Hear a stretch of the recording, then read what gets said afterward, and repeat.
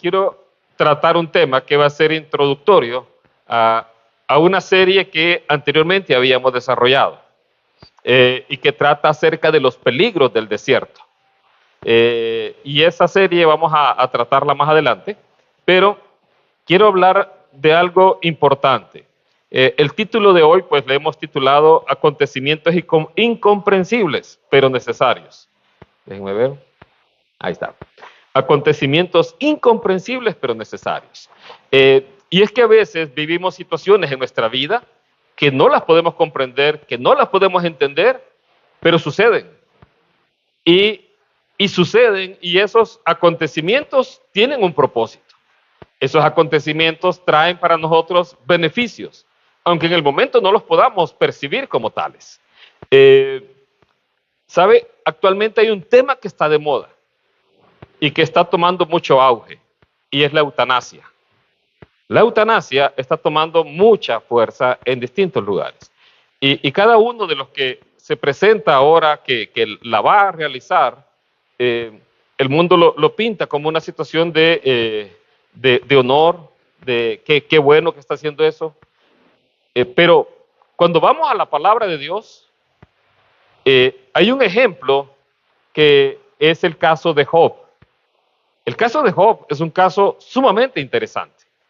Job es una persona que se presenta en la Escritura como alguien que era perfecto. ¿Sabe que Job tenía 7 hijos y 3 hijas? Y Dios le dice a Satanás, ¿has considerado a mi siervo Job? Que es prácticamente perfecto, que es alguien que no hace mal.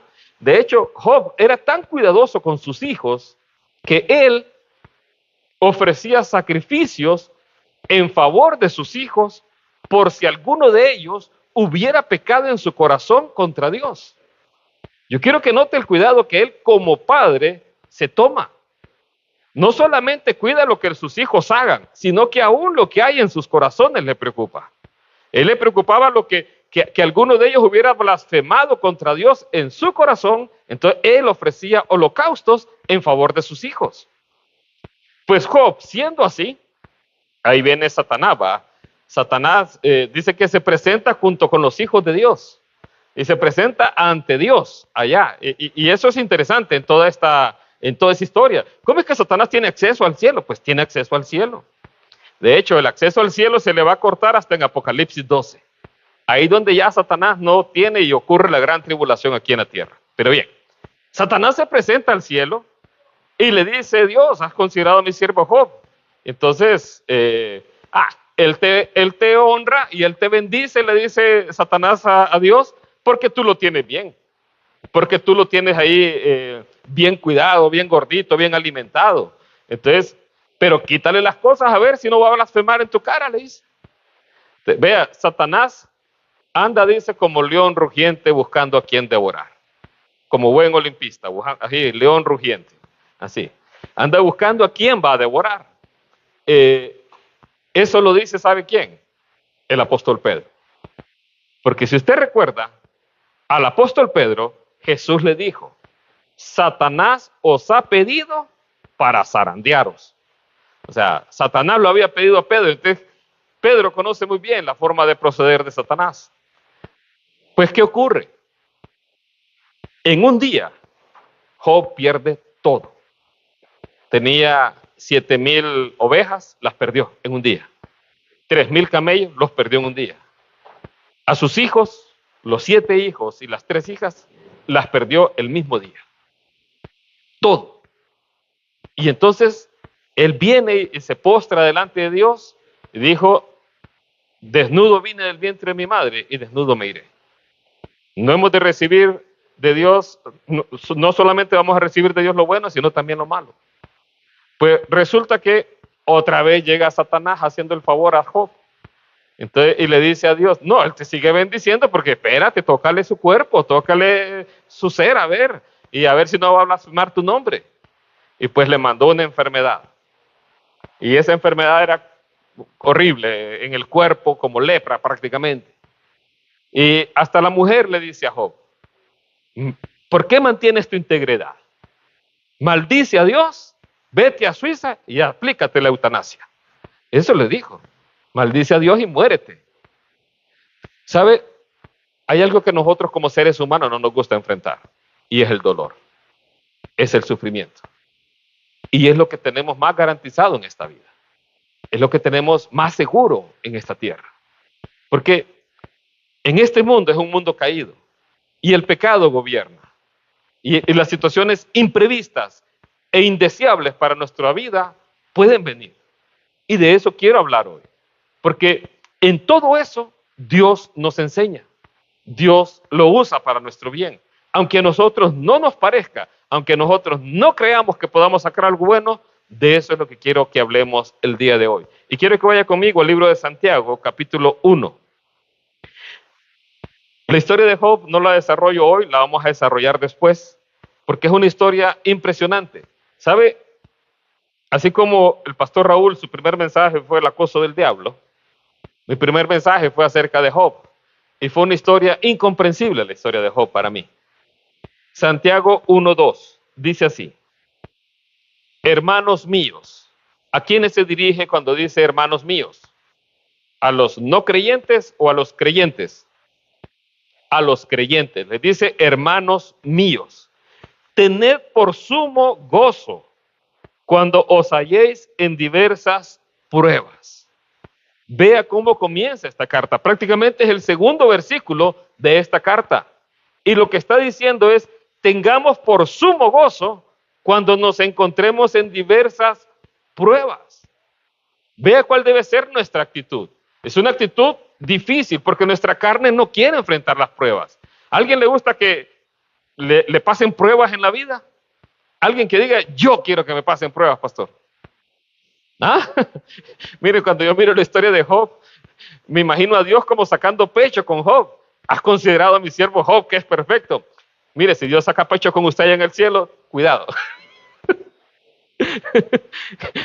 Es que así me lo imagino, hablándole a Satanás. Mira, él sí es obediente, no como tú, como diablo, ¿va? Entonces, aquí Santiago dice: hermanos míos, tened por sumo gozo cuando os halléis en diversas pruebas, sabiendo que la prueba de vuestra fe produce paciencia. Mas tenga la paciencia su obra completa, para que seáis perfectos y cabales, sin que os falte cosa alguna. Presta atención en esto. Santiago le está escribiendo a una iglesia que estaba sufriendo persecución y estaba sufriendo despojos de sus propiedades por ser cristianos. Jacobo es el hermano de Jesús. Él no fue creyente cuando estuvo Jesús. Él creyó cuando Jesús resucitó. Y aquí Jacobo era uno de los principales en la iglesia de Jerusalén. Y Jacobo está diciendo a estos hermanos que se han convertido al cristianismo: tengan por sumo gozo cuando se encuentran en pruebas. ¿Por qué razones? ¿Cuáles son las razones que Santiago dice por las cuales tenemos que tener gozo al estar enfrentando pruebas? Porque la prueba trae un fruto importante en el creyente, y es paciencia. La prueba nos enseña a esperar, nos enseña a confiar. La paciencia es una característica que el creyente desarrolla por medio de las pruebas. Ya vamos a hablar de qué hace la prueba en el no creyente, porque su resultado puede ser diametralmente opuesto. Entonces, en el creyente, la prueba trae paciencia. Esa paciencia es: yo espero en Dios, puedo confiar en Dios. No entiendo, Señor, pero tú tienes el control. Y tú eres un Dios soberano. ¿Sabe? Mientras estuvo la prueba de Job, Job es cierto, se quejó. Job es cierto, pensó que no tenía razón por la cual estar viviendo lo que estaba viviendo, pero nunca maldijo a Dios. Nunca blasfemó de Dios. Nunca le echó la culpa a Dios. Él se mantuvo íntegro en eso. A veces nosotros culpamos a Dios. A veces nosotros venimos: esto que me está pasando es culpa de Dios. He visto personas que se han resentido con Dios, aún creyentes que se han resentido con Dios por algo. Entonces, aquí Jacobo está diciendo, y lo dice de la siguiente manera: tened por sumo gozo. O sea, la forma en que lo dice es: alégrense, hermanos. Sé que no es fácil. No nos alegramos cuando estamos en una prueba, para nada. Es muy difícil. Dice que ninguna prueba al presente parece ser causa de gozo, sino de tristeza, pero que al final da fruto apacible a aquella en los cuales han sido ejercitados.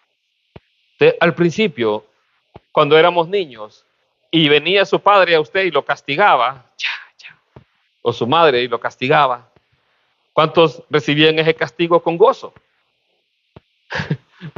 Es más, mi papá me decía, y si te pones a llorar, te voy a dar otro.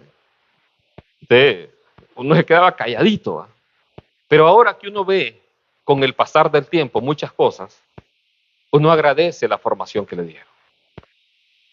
Y es más, uno ahora que es padre, yo no entendía a mi papá cuando me decía, me duele más a mí que a vos. No es cierto, si a mí sí me dolió. Pero ahora que uno es padre, a uno realmente le duele castigar a su hijo. Pero es necesario. Es necesario para formar su carácter. Entonces, a veces no nos gusta. A veces pensamos que no es correcto, pero en ese momento no lo entendemos.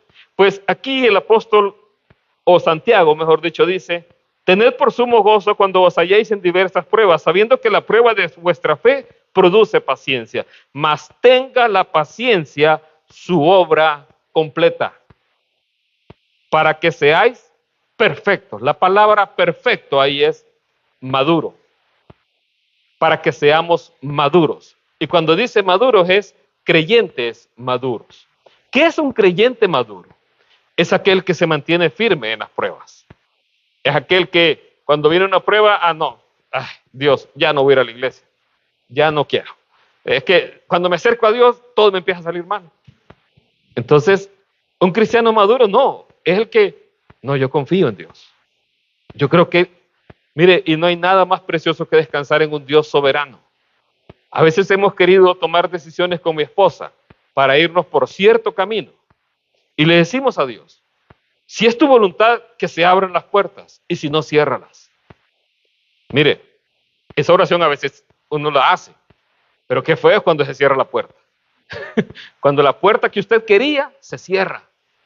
Mire, las primeras veces me ponía triste yo. Una vez me deprimí, pero ya después dije, no, Dios tiene cuidado de mí. Y Dios cuida de todo lo que Él hace.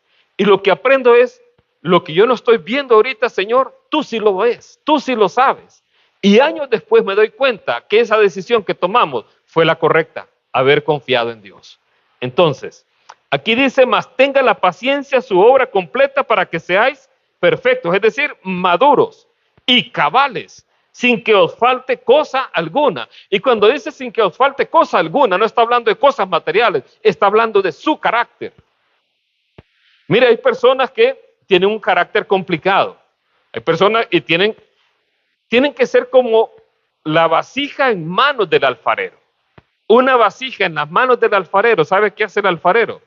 Si hay piedras en esa vasija, las tiene que quitar.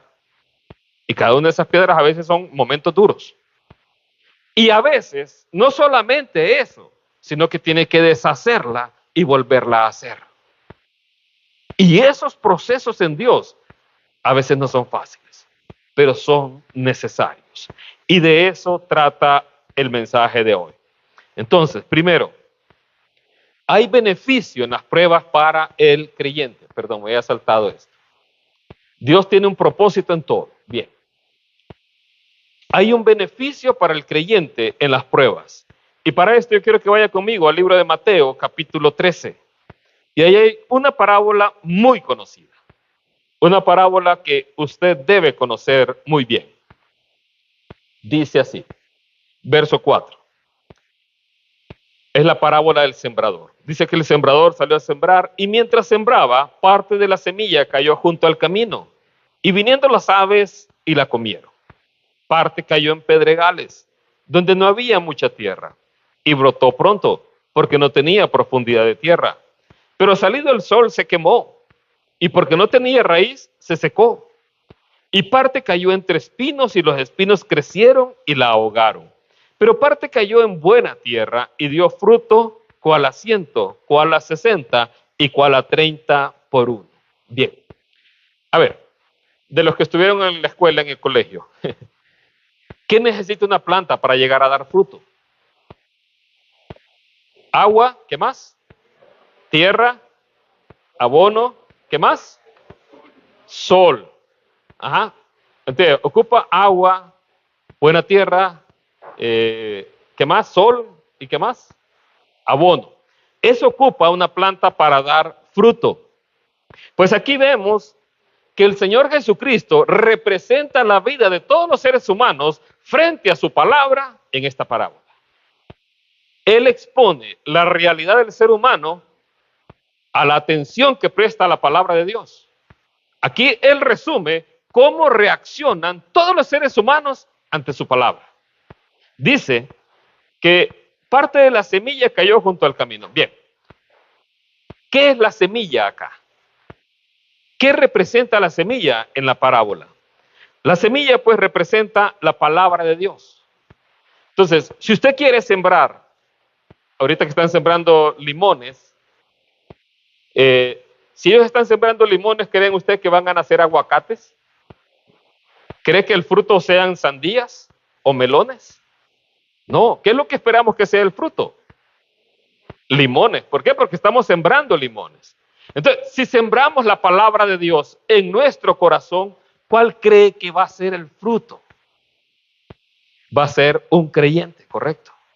Va a ser un creyente, un cristiano, por el poder de la palabra de Dios. Pero bien, la palabra de Dios es la semilla.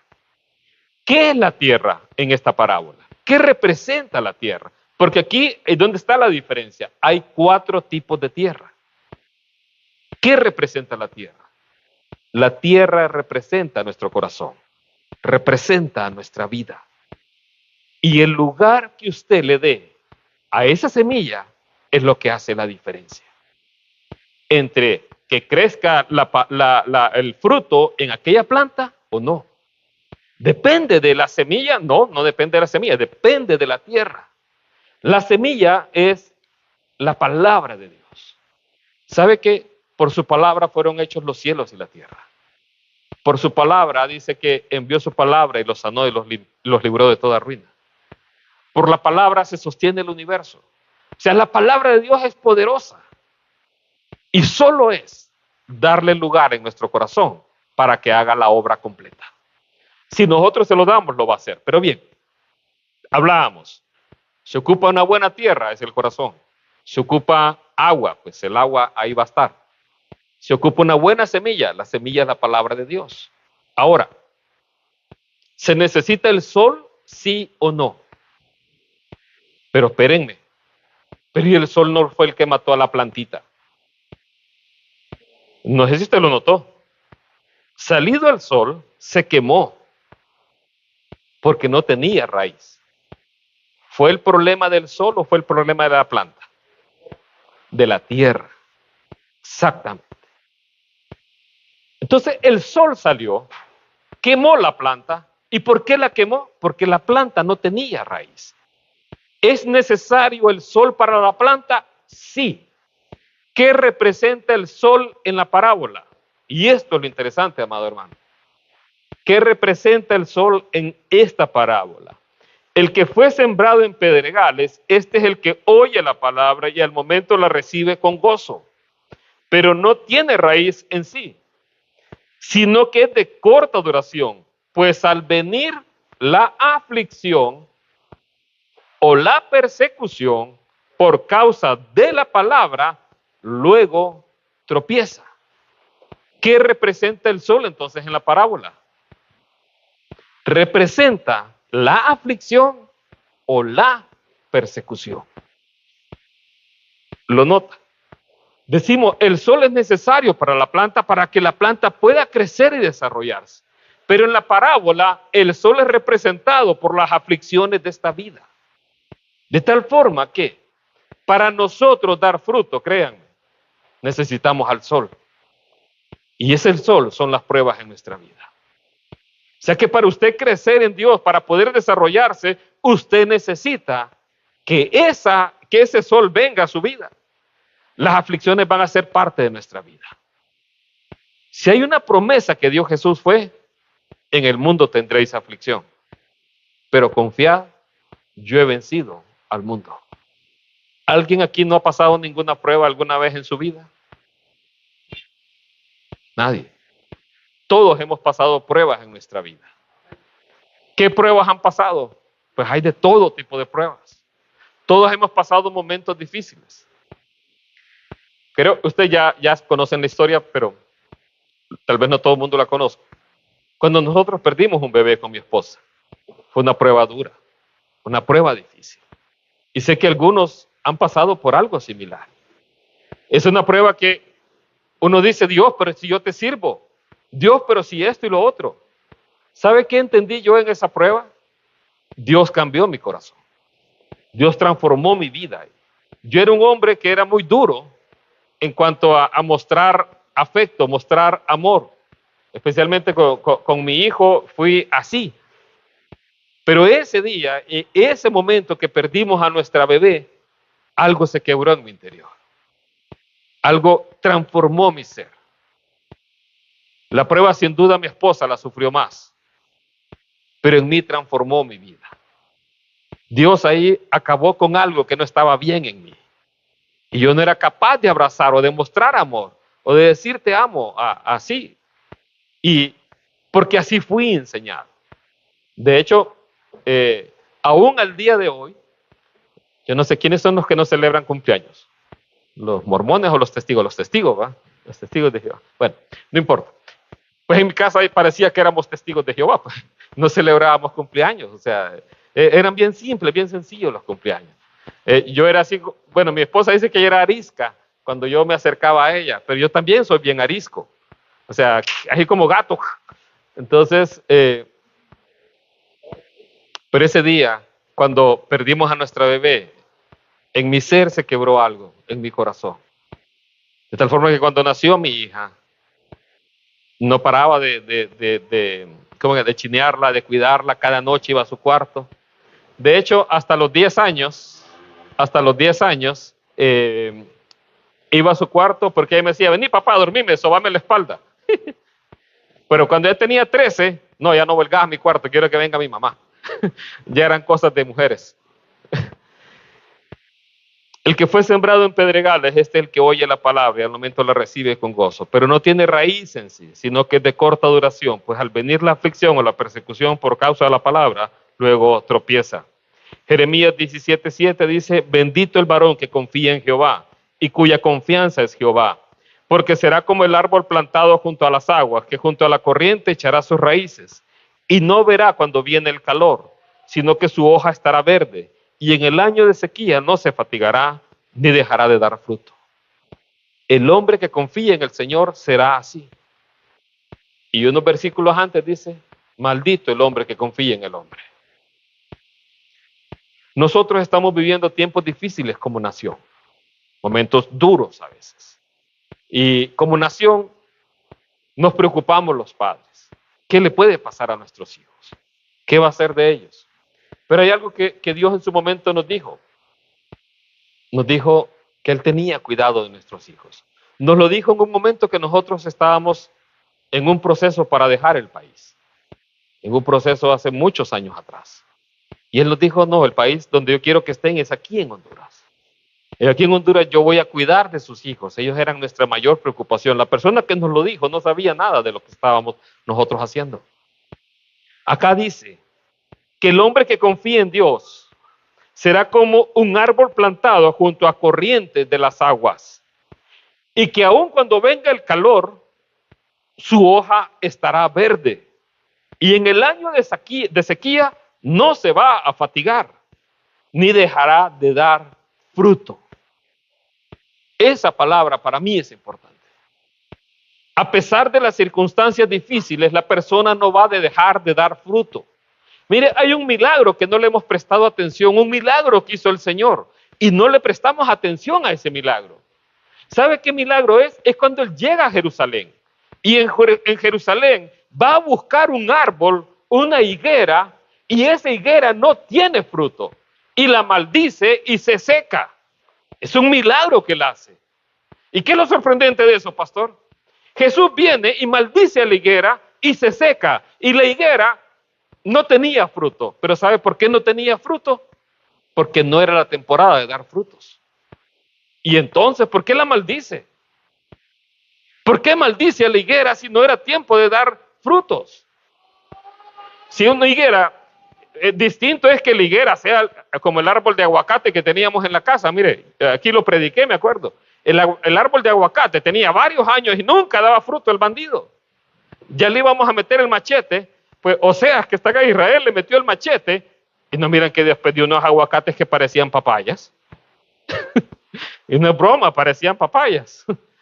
Entonces, a la higuera Jesús la maldijo. ¿Sabe qué aprendo yo en ese milagro? Que Dios espera frutos en nuestra vida todo el tiempo. Y este árbol que yo veo acá es un árbol que aunque esté en la sequía, él da fruto.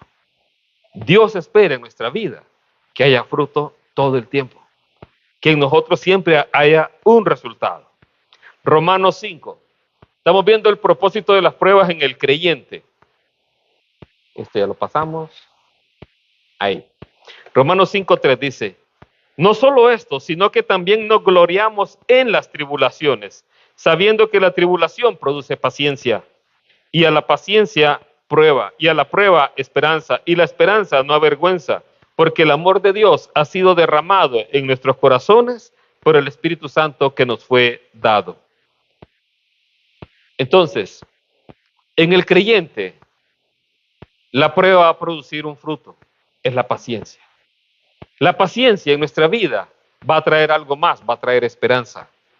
Y la esperanza dice, no avergüenza. Cuando usted ve la historia de Job, los amigos de Job le decían a Job, confiesa tu pecado, algo malo hiciste, pícaro. Por eso te vino todo lo que te vino. Entonces, y Job decía, no, yo no he hecho nada malo. Y decía Job, aunque Dios me matare, en él esperaré. Yo sé que mi Redentor vive. En medio de su dolor y de su aflicción y de sus quejas, él dice esas cosas. Aquí vemos que en Romanos el apóstol Pablo escribe, nos gloriamos en las tribulaciones, sabiendo que la tribulación produce paciencia, exactamente lo que dice Santiago. La diferencia entre un creyente y un no creyente va a ser la prueba. El que en la prueba permanece es alguien que es un creyente. El que no permanece se aparta. Ejemplo de ello. El apóstol Pedro. Él negó a Jesús. Lo negó 3 veces. Le dolió hasta lo más profundo de su ser. Lloró amargamente. Cuando él niega a Jesús la última vez, Jesús lo voltea a ver. Qué difícil, ¿verdad? Diciendo yo a Jesús, voy a ir contigo hasta la muerte. Y en ese momento lo estoy negando y Jesús me queda viendo. Y canta el gallo. 3 veces lo negó. Lloró amargamente. ¿Se perdió Pedro? No. Él permaneció. Jesús lo había dicho. Yo he rogado a Dios por ti para que tu fe no falte o no falle. El otro ejemplo fue Judas. Judas traicionó al Señor Jesús. Lloró amargamente. Pero él sí se aplicó la eutanasia. Él sí se suicidó. Entonces, vemos que hay personas que van a permanecer en las pruebas, hay otras que no van a permanecer. Voy ahora, si vemos que en el creyente la prueba produce paciencia, la paciencia produce esperanza, una esperanza donde nosotros aguardamos fervientemente en Dios. En el no creyente también hay beneficio en las pruebas. Yo quiero que vaya a un libro difícil de encontrar, el libro de Oseas. Y le voy a dar 10 minutos para que lo encuentre. El libro de Oseas, capítulo 2. Búsquelo. Cuando lo encuentre, dígame amén. Amén. No, es que en electrónico no se vale. La prueba es hacerlo en físico. En electrónico esa es trampa. Si algo lo encuentra en físico, podemos seguir con el culto. Es difícil de encontrar el libro de Oseas. Bien, Oseas capítulo 2. Dice así. Amén. Gloria a Dios. Dice así. Oseas 2:11. La nación de Israel se había olvidado de Dios. La nación de Israel era una nación que ya se había vuelto idólatra. Ya se había perdido realmente. Se había olvidado totalmente de Dios. Y el profeta Oseas, que es una historia maravillosa, la del libro de Oseas, es de las historias de amor más increíbles que hay en todo el mundo. Es una historia de amor imposible. Ahí se la dejo para que la pueda leer. Oseas capítulo 2, dice Dios acerca de Israel: haré cesar todo su gozo, sus fiestas, sus nuevas lunas y sus días de reposo y todas sus festividades. ¿Sabe? Para el no creyente, Dios muchas veces tiene que actuar así. Y eso es una muestra de su amor. Tiene que venir y jalarnos las orejas para hacernos pasar por un momento difícil para que podamos escucharle. Eso exactamente fue lo que pasó en mi vida también. Y hablo de mí porque no quiero hablar de ustedes a menos que me den permiso. ¿Dónde está Tibo? Puedo hablar de Tibo. Tibo no está aquí ahorita. Ahí anda. Antes podemos hablar de él porque no está. Ah, no, ya no. No. Eso pasó en mi vida. Dios tuvo que jalarme las orejas para yo volver mi mirada hacia Él. Y también es una historia que Él he contado y por eso no la voy a contar. Estando yo negando, burlándome de los creyentes, Dios me jala las orejas con el secuestro de mi padre. Y ahí es donde tuve que yo venir y arrodillarme delante de Dios. Creía yo que en mi vida mundana todo estaba bien. Creía yo que en mi vida había gozo. Pero solo fue que viniera una circunstancia difícil de un día para otro y cambió toda la historia. Cambió mi vida totalmente. El futuro que yo estaba viendo prometedor se transformaba en tinieblas. Y eso es lo que ocurre cuando Dios nos ama. Dios ama a Israel y le dice a Israel: haré cesar todo su gozo, sus fiestas, sus nuevas lunas, sus días de reposo y todas sus festividades. ¿Qué más dice Dios? Dice aquí: he aquí, yo la atraeré y la llevaré al desierto y hablaré a su corazón. Eso es lo que Dios hace. Dios viene y nos pasa por una prueba dura para que en esa prueba dura se ablande nuestro corazón. Y ahí en esa prueba dura, llevándonos al desierto, Él habla a nuestra vida para que nosotros podamos escuchar. Y es a veces lo que necesitamos entender. Hay personas que pasan pruebas y hasta que pasan por una prueba se pueden acercar a Dios. Y eso ocurrió en mi vida.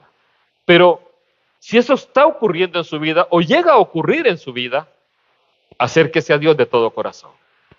No solamente por ese momento. Le he contado historias de personas que he visto. No tienen trabajo, se acercan a Dios, tienen trabajo y se olvidan de Dios. Otros, tengo problemas en el matrimonio, pastor, ayúdennos. Vamos, les ayudamos. Mientras el problema está, son fieles. Cuando el problema se resuelve, se olvidan de Dios. O están en depresión o ansiedad y lo mismo ocurre. Salen de la depresión o la ansiedad y se olvidan de Dios. Dios a veces permite las pruebas para que le prestemos atención. Nos lleva al desierto para que ahí nuestro corazón se vuelva a Él. Y eso es lo que Él le dice a la nación de Israel: la voy a llevar al desierto y ahí hablaré a su corazón. Deuteronomio 8 dice así: y te acordarás de todo el camino por donde te ha traído Jehová tu Dios estos 40 años en el desierto, para afligirte, para probarte, para saber lo que había en tu corazón, si habías de guardar o no sus mandamientos. La historia de Israel es una historia trágica, es una historia dura. La historia de Israel es: Dios los saca de Egipto. ¿Cuántos vieron la película Los 10 Mandamientos? Amén. Dios los saca de Egipto. Pero cuando salen de Egipto, y los lleva hasta la tierra prometida, los pone en el borde de la tierra prometida y ahí los lleva Dios a la tierra que van a heredar. Mandan a los espías a la tierra a reconocerla. 10 de esos espías dicen, no, esa tierra está llena de gigantes, ahí no podemos entrar. Y se rebelan contra Dios. Solo 2 dijeron, sí podemos entrar. Dios está con nosotros. Pero vienen esos 10 y revolvieron a todo el pueblo. ¿Sabe qué hizo Dios? Pues no van a entrar a la tierra. Van a vagar por el desierto 40 años. Son estos 40 años que habla este pasaje. En esos 40 años, ¿qué hizo Dios? Y por eso es la serie de los peligros del desierto.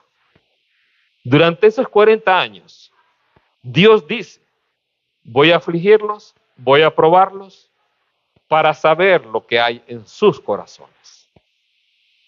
Pregunto yo, ¿será que Dios no sabe lo que hay en nuestros corazones? Sí lo sabe. Dice que Él sabe lo que hay en nuestro corazón. Él sabe aún las intenciones de nuestro corazón. ¿Y entonces por qué dice eso, pastor? Porque no se trata de que Dios sepa lo que hay en nuestro corazón. Se trata que nosotros reconozcamos lo que hay en nuestro corazón. Se trata de que usted sepa lo que hay en su corazón verdaderamente. ¿Está buscando a Dios fielmente o lo está buscando porque es alguien que le va a conceder deseos? ¿Está buscando a Dios por quién es Él o por lo que Él puede darle? Entonces, 40 años. ¿Sabe qué ocurrió? En esos 40 años, aquella generación murió. Y una nueva generación surgió. Una generación que aprendió a vivir de la mano de Dios. ¿Cómo? Todos los días caía maná del cielo. Tenían que vivir así. Sus calzados y sus ropas no se gastaron. De tal forma que Dios los sustentó. Ellos aprendieron a ver los milagros de Dios a diario. Aprendieron a confiar en Dios. De tal forma que cuando iban a tomar la tierra prometida, la fueron a poseer porque habían aprendido a confiar en Dios. Las pruebas hacen eso en nosotros. Nos enseñan a confiar en Dios. Nos enseñan a poner nuestra mirada en Él. En el momento no es fácil, no es sencillo. Y a veces los hermanos nos dicen, ora hermano, ayuna hermano. Y uno no encuentra sentido a veces. ¿Sabe qué tiene que hacer? Busque en ese momento la presencia de Dios. Arrodíllese delante de Él y confíe en Él. Él es un Padre que cuida de nosotros. Quiero terminar con este pasaje. Job decía, de oídas te había oído, mas ahora mis ojos te ven. Por tanto me aborrezco y me arrepiento en polvo y ceniza. Job, después de pasar todas las pruebas que pasó, él llegó a decir esto. Dios, de oídas te había oído, mas ahora yo puedo verte.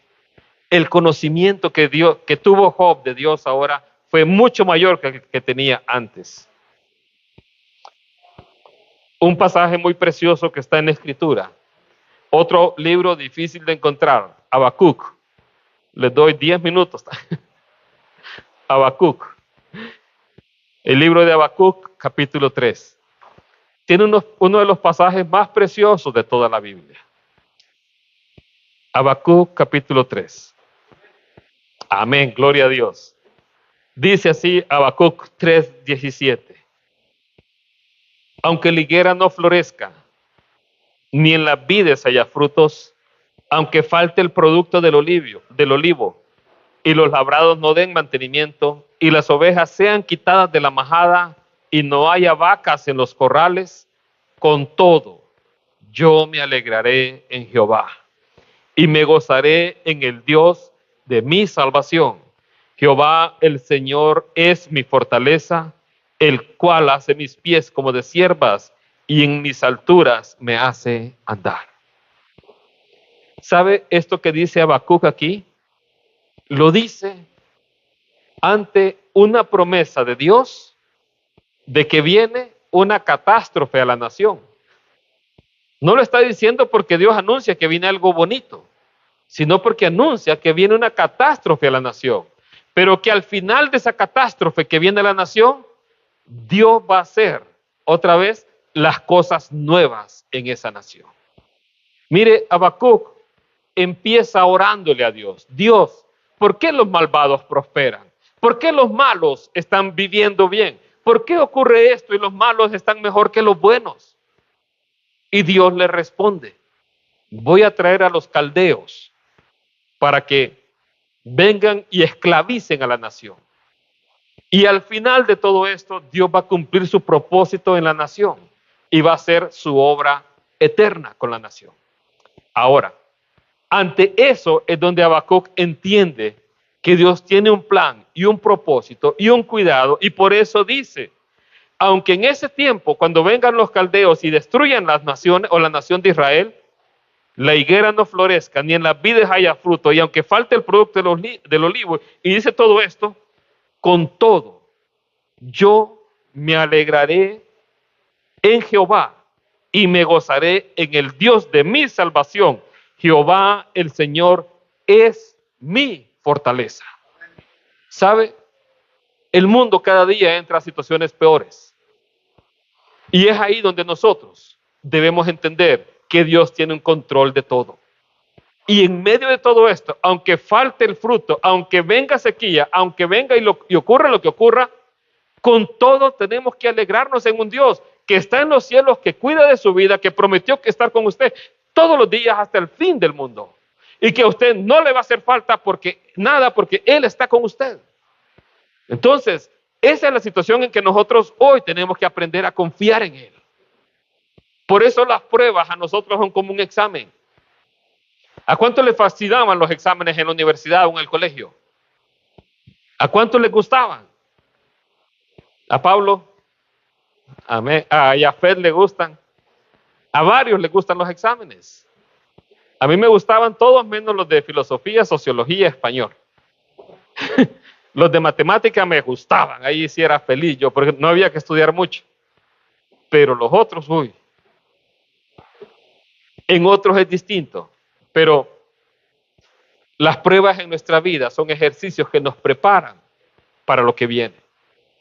En nuestra vida tenemos que aprender a confiar en un Dios todopoderoso. Yo creo en un Dios soberano, el cual, a pesar de que ya se me está cayendo el cabello, tiene contados todos mis cabellos. El cual tiene control de todo.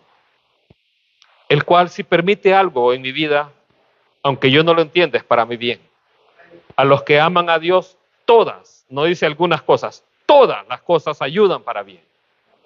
Esto es a los que conforme a sus propósitos son llamados. Entonces, ahí donde está mi amado hermano, y quiero que cierre sus ojos, que incline su rostro.